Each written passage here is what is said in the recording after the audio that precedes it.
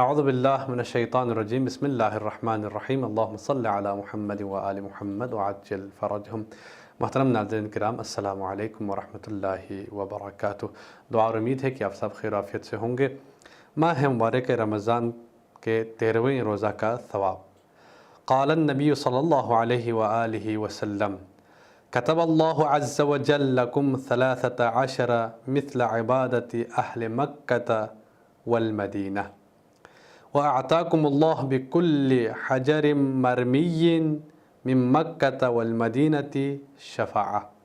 نبی اکرم صلی اللہ علیہ وآلہ وسلم نے ارشاد فرمایا، اللہ عز و جل نے تمہارے لیے ان روزوں کا ثواب مقرر فرمایا ہے کہ یہ مکہ اور مدینہ کے رہنے والوں کی عبادت کے برابر ہوگا۔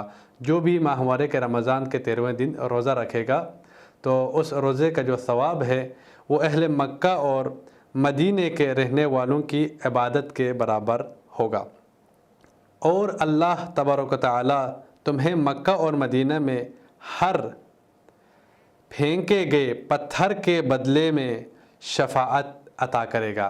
یعنی جو حج کے لیے جاتا ہے اور وہاں پر جا کر جو شیطان کے لیے پتھر مارتے ہیں، اس پتھر کے برابر پروردگار عالم تمہیں ثواب عطا کرے گا، جو بھی اس ماہ مبارک رمضان کے 13ویں دن کا بھی روزہ رکھے۔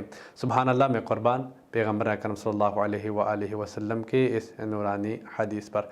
اب آئیں اس روزے کی دعا کی تلاوت کرتے ہیں۔ اللہم صل علی محمد وآل محمد وعجل فرجہم۔ اللہم طہرنی فیہ من الدنس والاقدار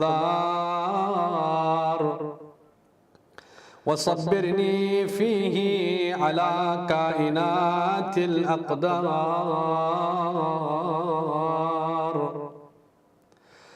ووفقنی فیہ للتقى وصحبت الابرار بعونک یا قرۃ عین المساکین۔ اے اللہ، اس روز مجھے ظاہری اور باطنی گناہوں کی آلودگیوں سے اور دیگر نجاستوں سے پاک فرما میرے مالک، اور قضاء و قدر پر صبر کی توفیق عنایت فرما، اور صاحب تقوی و نیک لوگوں کی ہم نشینی کی توفیق عنایت فرما میرے مالک، اور اپنی مدد کے ذریعے سے اے مسکینوں کے نور چشم میرے